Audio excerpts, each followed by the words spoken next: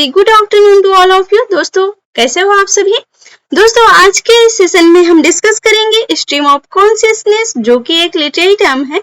जैसे कि मैं आपको बताऊं तो UP TGT, PGT, DSSB, KVS, NVS या फिर LT ग्रेड जो टीचिंग एग्जाम्स हैं उनमें लिटरेरी टर्म्स भी पूछे जाते हैं। तो उन्हीं लिटरेरी टर्म्स में से एक है स्ट्रीम ऑफ कॉन्शियसनेस। तो आज हम इसी को डिस्कस करेंगे और इसे हिंदी में बहुत अच्छी तरीके से समझने की कोशिश करेंगे। आई होप कि आप लोग भी वीडियो को देखेंगे और एंजॉय करेंगे, कुछ नया सीखेंगे। तो चलिए देखते हैं कि इसका क्या मतलब होता है। जैसे कि जो स्ट्रीम होता है तो उसका मतलब होता है धारा। जैसे कोई नदी है, उसका जो वाटर होता है वो बहता रहता है, वो कभी स्थिर नहीं रहता है। तो उसी तरह से जो मनुष्य होते हैं या फिर जो पर्सन है, उनका जो दिमाग होता है वो कभी शांत नहीं होता, वो कभी स्थिर नहीं होता। वो हमेशा कुछ ना कुछ नए थॉट्स या फिर पुराने थॉट्स अपने दिमाग में लाता रहता है। और कॉन्शियसनेस का मतलब है चेतना, मतलब कि वो कुछ ना कुछ सोचता रहता है, भले वो किसी के सामने क्यों ना रिप्रेजेंट हो, उसके दिमाग में कुछ अलग ही थॉट्स चलते रहते हैं। तो उसी के बारे में बताया गया है, तो हम अभी इसे डिस्कस करेंगे। तो देखिए, जो स्ट्रीम मतलब होता है धारा। यहाँ पर आप देख पाएंगे कि जैसे कोई नदी है, उसकी जो धारा होती है, जो उसका पानी होता है, वो एक दिशा में हमेशा बहता रहता है, चलता रहता है, वो कभी स्थिर नहीं रहता है। तो उसी तरह से जैसे मैंने अभी आपको बताया कि जो ह्यूमन बीइंग होती है, तो उनका जो दिमाग होता है वो भी एक तरह से चलता रहता है, मतलब कि वो कभी शांत नहीं होता। उनके दिमाग में किसी न किसी तरह के थॉट्स जरूर आते रहते हैं, चाहे वो फीलिंग से रिलेटेड हो या फिर थॉट्स हो या फिर परसेप्शंस हो। उसी तरह से ये स्ट्रीम का मतलब है यहाँ पर। और कॉन्शियसनेस का जैसे मैंने अभी आपको बता ही रही थी कि यहाँ पर जैसे एक पर्सन है और ये हमारे सामने क्या है, रिप्रेजेंट है।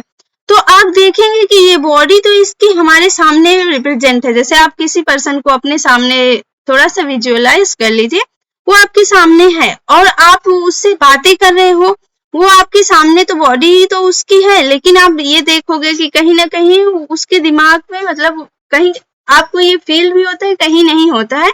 तो उसके दिमाग में कुछ ऐसी बातें चल रही होती हैं, ऐसी फीलिंग्स होती हैं जो आपको दिखाई नहीं देती।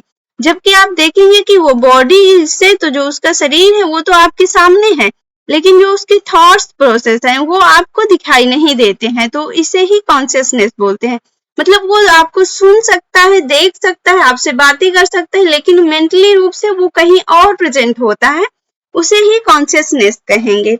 ओके, एग्जाम्पल के रूप में जैसे मैंने अभी आपको बताया कि उसके जो विचार होते हैं वो कहीं ना कहीं चल रहे होते हैं और वो फिजिकल रूप से तो आपके सामने रिप्रेजेंट होता है, लेकिन उसका जो मेंटल प्रोसेस होता है वो कुछ और ही कर रहा होता है, वो किसी और के बारे में सोच रहा होता है, कुछ भी आप सोच लीजिए। तो इस तरह से हम इसे स्ट्रीम ऑफ कॉन्शियसनेस को डिस्कस कर रहे हैं।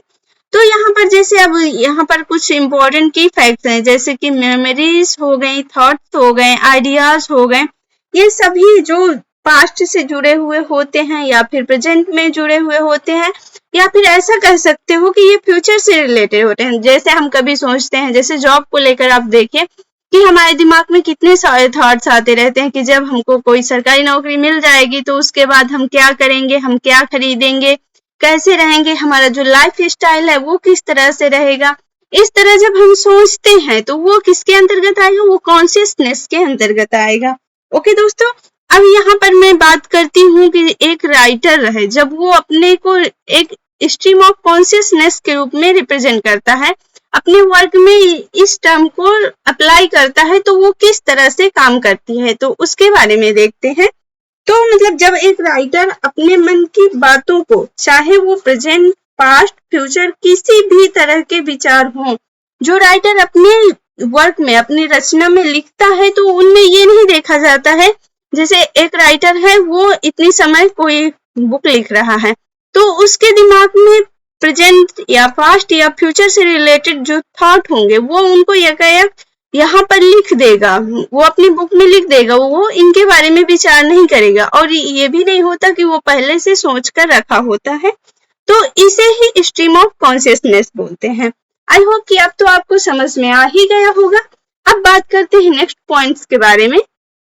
तो जैसे कि यहाँ स्ट्रीम ऑफ कॉन्शियसनेस के बारे में बात कर रहे थे, तो ये एक प्रकार का टर्म होता है या फिर आप बोल सकते हैं कि ये एक फ्रेज है जो कि विलियम जेम्स के द्वारा दिया गया है और इनकी बुक का नाम है द प्रिंसिपल ऑफ साइकोलॉजी, जो कि 1890 को लिखी गई थी, जिसमें इन्होंने डिस्क्राइब किया है कि जो मतलब स्ट्रीम ऑफ कॉन्शियसनेस है वो होता क्या है।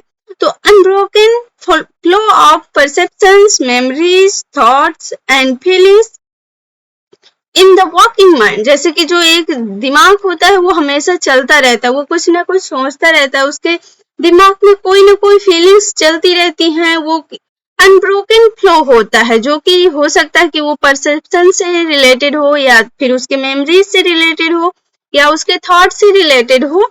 तो इसी को ही स्ट्रीम ऑफ कॉन्शियसनेस कहते हैं। अब बात करते हैं फादर ऑफ स्ट्रीम कॉन्शियसनेस के।